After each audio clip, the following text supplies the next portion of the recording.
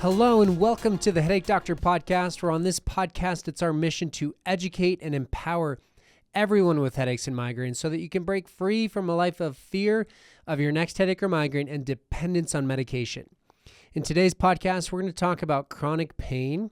We're going to talk about pain, the science behind pain, understanding pain, and what to do about the fact that you are in pain and the pain might be part of the problem itself and the understanding of it. You see, when someone has headaches or migraines, really this applies to any area of the body. Any area of the body that hurts. So low back pain, knee pain. There's a couple things that are happening. There's the potential of there actually being tissue damage. So something that's irritated, something that the brain is saying, hey, there's a problem in this area. But then there's all of this stuff that happens in the background of signals traveling through nerves, the brain getting those signals, the brain interpreting it.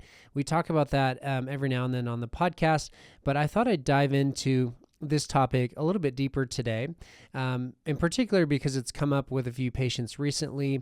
And then we're going to have a provider on in a couple, 3 weeks, 2 to 3 weeks from now. That's also going to dive into it because this is her specialty. So I thought I would create a podcast for it, get the conversation going, and then we'll pick it up in 2 to 3 weeks. There is a great resource out there. It's called Why Do I Hurt? And it's by a physical therapist, Adrienne Lowe. And it's a fantastic resource. Essentially what I'm going to do in this podcast is I'm going to take the information from there, apply it to headaches and migraines, and provide an explanation, leaving you guys with some really practical things that you can do to help your situation. The first thing I want to talk about, though, is just sort of the anatomy. So a higher level are actually going into how our body will process, like what our nervous system even looks like and how it processes it. And then we'll talk about things like alarm systems and an appropriate response to pain, and then how our brain processes that, and then what to do about it as far as this information. Knowledge is power in this scenario, so understanding pain and where pain is coming from is incredibly helpful for you to find healing and to find a way out of this scenario. So, chronic pain, as far as our definition here, it will be defined as pain that, okay, so if you have an acute scenario, you sprain your ankle, you break your arm, you tear your bicep, like you have a shoulder injury, whatever it may be. There's an acute phase, so maybe weeks, a month or so, where the tissue itself is inflamed, there's an appropriate pain response, and then it should calm down. This chronic pain definition is more of a pain past that first acute sort of response.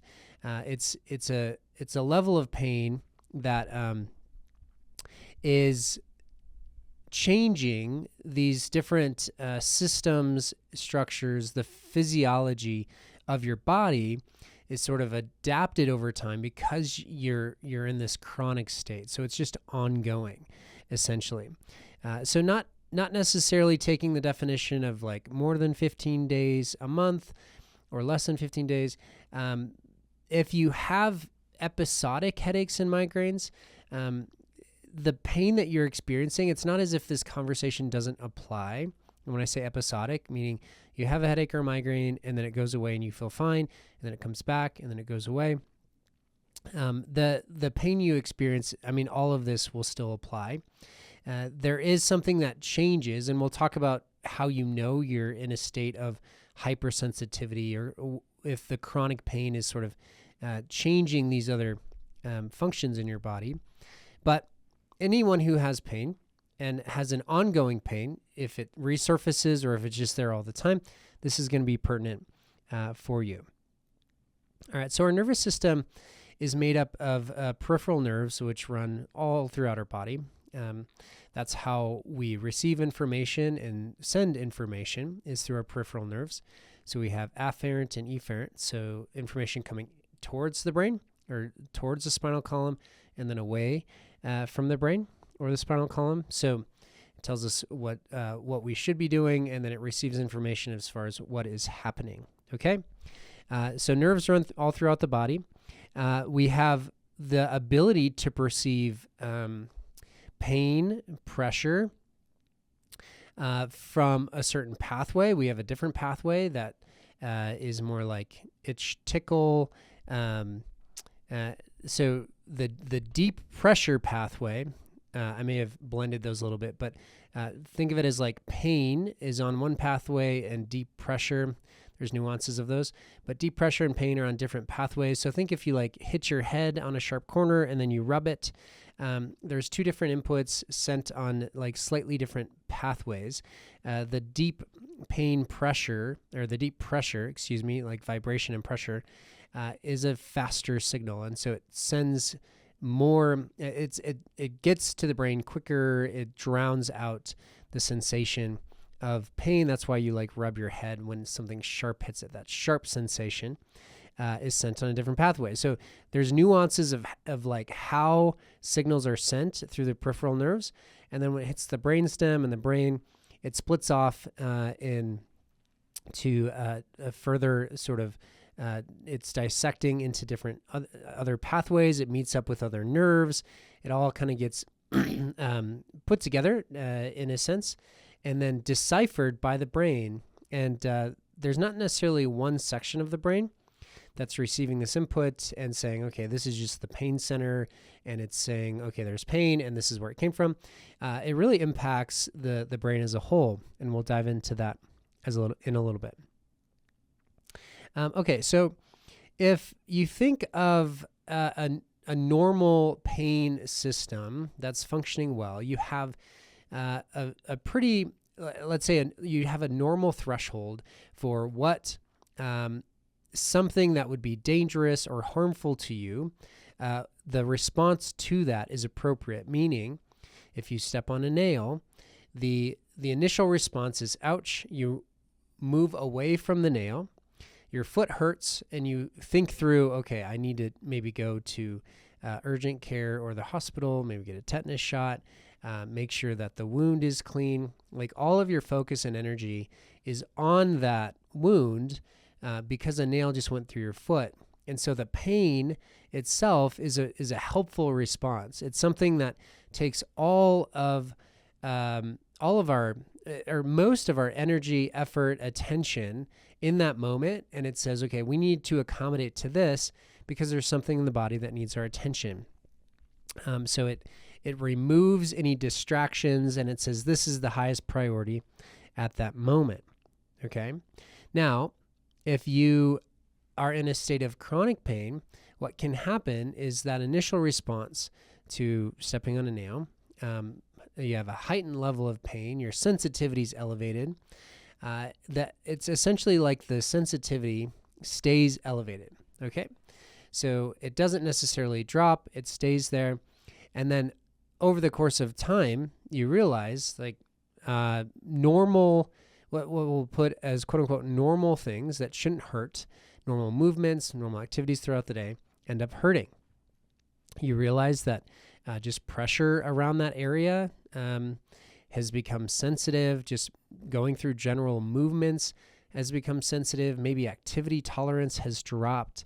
And so your ability to go about your daily activities without pain isn't there anymore. So you have a heightened sensitivity to this pain response. Now, when it comes to headaches and migraines, that sort of response, we see that as maybe daily headaches.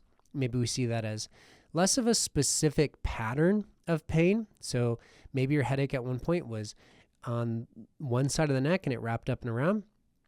But now it's changed and it's sort of all over and it's there all the time. Maybe the pain intensity has ramped up slowly.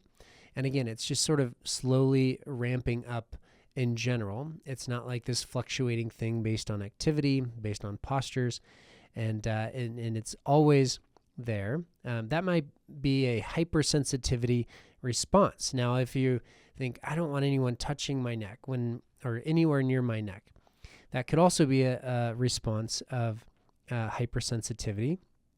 Now, the reason someone might get in this state of chronic pain, there's all different types of reasons, and there's all different things that the body has to respond to. The environment that the pain's received in is important, though. So think about not having an explanation to the pain. Man, you're just stressed out. You're anxious. You're worried. Why can't anyone figure this out? That experience of anxiety, of stress, of not having an answer can actually amplify that pain signal, and that hypersensitivity can stay elevated. If you've tried treatments and they've failed, maybe the medications you've tried, maybe the injections, whatever it is that you've tried and it's failed, it sort of builds this sense of anxiety and stress. And so your emotions, your understanding of what's happening, any fear or anxiety around it, maybe there's just emotional stress, maybe there's work stress, maybe there's relationship issues, whatever it is, the environment and when you're experiencing this pain, what's going on outside of just the pain itself does matter. It's not as if you sprain your ankle and that's an isolated incident. It's not as if you sprain your ankle and every time you sprain your ankle from then on out, it'll be the exact same experience. Even if you do the same exact injury over and over, you may have different impacts on your life at one time when you sprain your ankle, and then a dramatically different scenario the next time. And that can impact how you experience the pain. And if your body's able to accommodate to that, calm down and move forward. Okay, so another thing that can happen is not only can the pain that sensitivity stay elevated, but it will end up sort of waking up neighboring tissues, neighboring parts of the body, neighboring nerves. So other areas, if you think of like your alarm signal on the house, it's as if at one point it would respond to a burglar breaking in, but now it's just like leaves blowing outside or a strong wind or the tree shifting or a squirrel jumping. Like it'll go off with any little thing that's not actually a threat. And then if your alarm signal is going off, it's like the neighbors are waking up, and then the neighbors past them might wake up. So it's sort of alerting all these different things around it, and the brain's saying like what else is happening here? And so other areas of the body might become sensitive, and you might see that when your headache started, maybe it was just pain in the temple or pain behind your eye, and then as it continued, maybe the pain got worse, it intensified. Potentially you started getting an aura. Light and sound sensitivity developed over time. Maybe you had numbness, tingling on one side of your face or one side of the body. There's all these different types of things that can be seen as like neighboring sensations or even neighboring parts of the body with like shoulder tension, neck tension, the headache itself spreading. And so other areas around the actual site of where the pain's coming from, the brain can pay attention to those. Okay, so when we think of the brain, we need to think of it as, again, this is something that Adrian Lowe talks about, but the brain is the CEO. So the brain receives this information and it has to decide what to do with it. It's a branch of the body that's not, there's a problem in it. If something's not functioning right, something's injured, something's damaged. And so the brain gets this info and it has to understand what is happening. So it receives this information, it pays close attention to it. So it checks in more regularly. It's more attentive to that area. So it's like, instead of being able to focus on other things throughout the day, it's focused on this spot. And so the brain's attention to this spot is trying to solve the problem. Now, if we go back to earlier when we talked about not being able to solve the problem, not having the answer, failed treatments, the brain is not able to necessarily understand what to do. We're not, our brain trying to comprehend what's wrong with me. If it doesn't have the information to understand what to do to change it, it will potentially perpetuate. It'll persist. Again, it's giving this site more attention. It's checking in more regularly. The CEO wants to know what to do to help to fix it. So once we know the problem, we can take action. And that's where this podcast has been helpful for a lot of people, understanding the actual problem. Why is my head hurting? Pain is not in your head. It's not just in your head. There's all these nuances to pain and how it's perceived. And there is a sense of it being subjective, meaning, like I said, if you sprain your ankle every time, it's not going to feel the same every time, because there's all these different factors that go into your brain saying, yes, this is appropriate to have a pain response, and here's what the pain is going to feel like. So the tissue, understanding what is actually causing the problem. So the neck not having the proper mobility, having increased level of tension throughout the day, shoulder tension, neck tension, jaw stress, not moving properly. Maybe it's from an old injury. Maybe you just haven't really taken care of your neck because you didn't know how, and your neck's just kind of stressed out. That's the pain signal. And so if we understand that, we understand how to start taking care of ourselves instead of just relying on medication or the next potential medication that will help manage our symptoms, or the next injection or the Botox or whatever it is. If we actually understand what is happening, that can be very freeing. Okay, so when the brain gets this painful input, the other thing that's happening is it's not as if it just comes from our neck and goes straight into one spot in our brain. Like, it impacts multiple areas. All right. So for example, sensations, like we're not going to pay attention to like someone like brushing our shoulder if we're also in pain. Like those sensations, like our brain's going to shift attention to this pain signal. Movement potentially is going to look different. Like you pull your foot away when you step on that nail. Like all of your movements are focused on like helping the problem spot. Your focus and concentration. I mean, if you're like taking a test, but you're also in pain, like it's really hard to focus and you feel distracted. Fear, like your stress level goes way up. Even like your memory centers, your motivation centers, stress. So there's all these different areas of the brain that are sort of put on pause or shifted their attention towards the pain itself. And so when the brain gets this input and it's going to all these different parts of the brain has to decide, okay, what are we going to do? Are we going to decide to pay attention to this? And what is it going to look like if we do? All right. So it's not as if the signal's sent and then the brain just has no choice but to say like, we're in pain. And we know this because if you sprain your ankle crossing the street and there's a bus coming, if you see the bus and you have to get out of the way of the bus, even if you sprained your ankle, you're going to be able to hop out of the way, and you're not gonna fall over and think, oh, my ankle hurts so bad. No, you're gonna reprioritize because the bigger threat is the bus that's about to hit you, and so you'll get out of the way. You might you'll feel the ankle sprain later, but in that moment, your brain reprioritizes and says that this is a bigger threat, and so we can worry about the ankle later. And so the brain doesn't just have to feel this pain signal. It receives the information, then it understands what is the biggest priority at the moment, and then it decides what to do with it. And so as far as like impacting the rest of the body, we see things like blood shifting towards the site. So the brain says, okay, there is pain. We need to pay attention to this. So blood shifting towards the site of pain, potentially muscle function changes. So if we're in that like fight or flight response because of the pain, our body will shift to blood flow towards and attention towards big muscles rather than small muscles. So those big muscles might impact our posture, and our shoulders come up and forward and our head goes forward. And we're not utilizing these small postural muscles because we're not in a state of relaxation. And that's something that we see with chronic pain.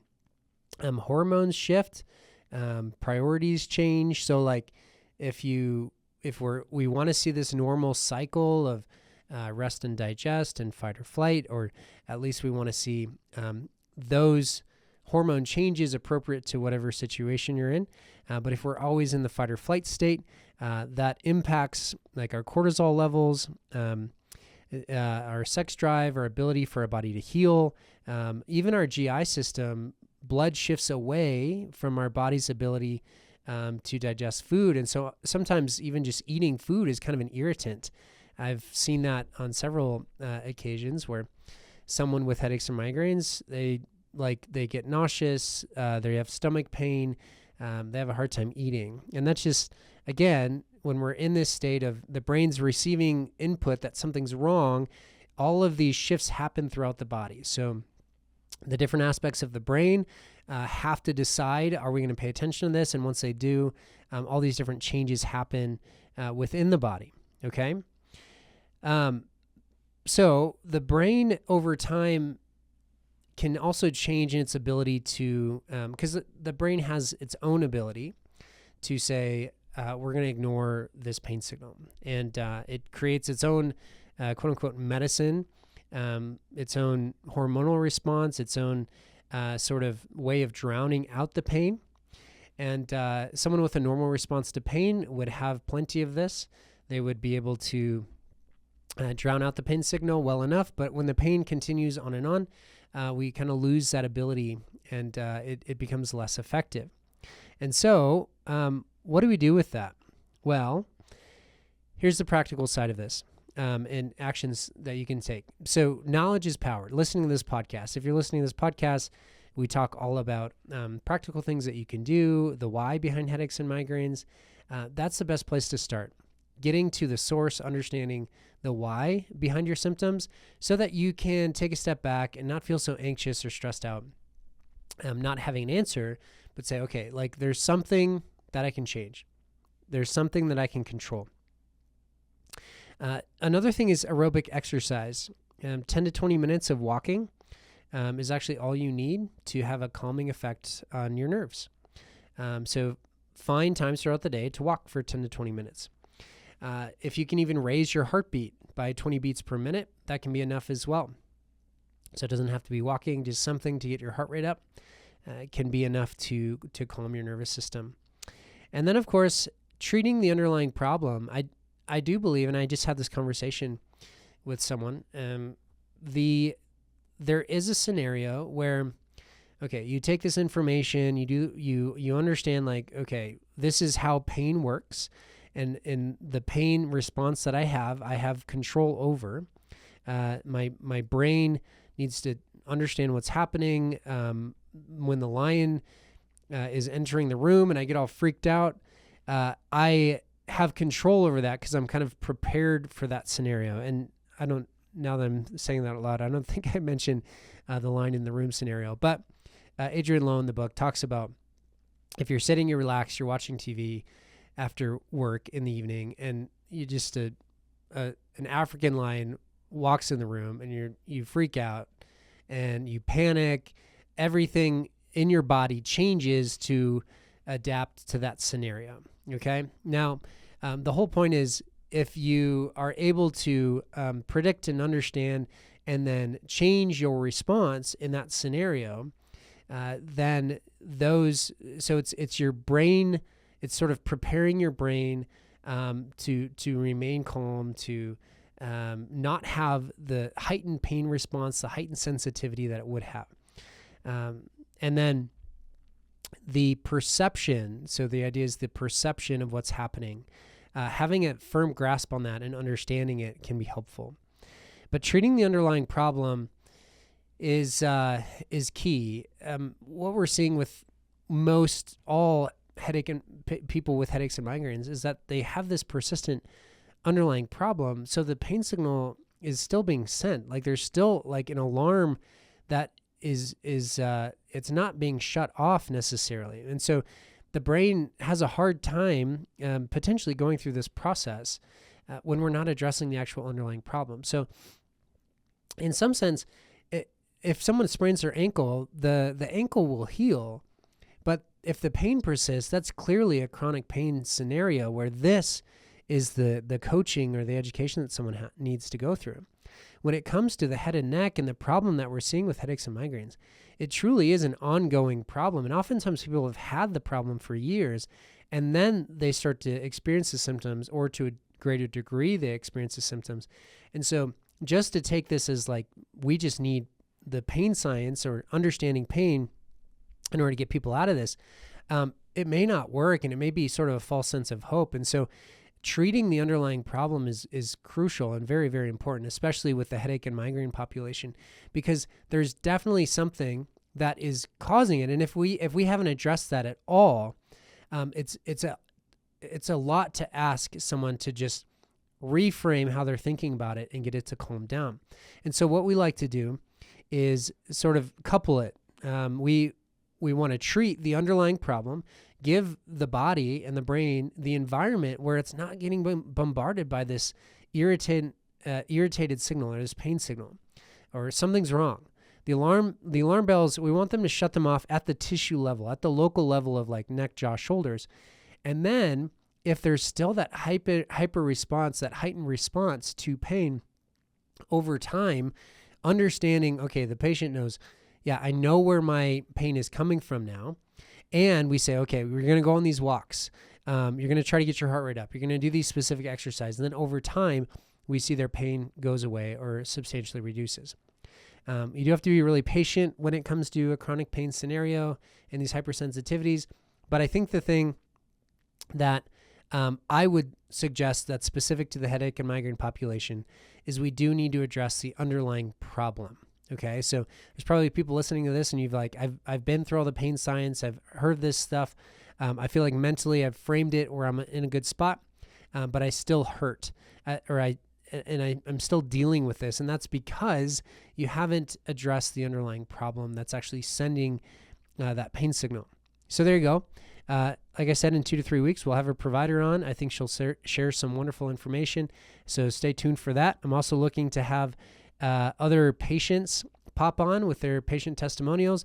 I hope you all are having a great summer and living your life as headache-free as possible. If you have headaches or migraines and you're looking for a solution, please reach out to us at noveraheadachecenter.com, or you can email hello@noveraheadachecenter.com. We'd love suggestions on different podcast topics or questions we haven't answered. Thank you so much for listening to the Headache Doctor podcast. As always, on this podcast, it's our mission to educate and empower everyone with headaches and migraines so that you can break free from a life of fear of your next headache or migraine and dependence on medication. I'll see you next time.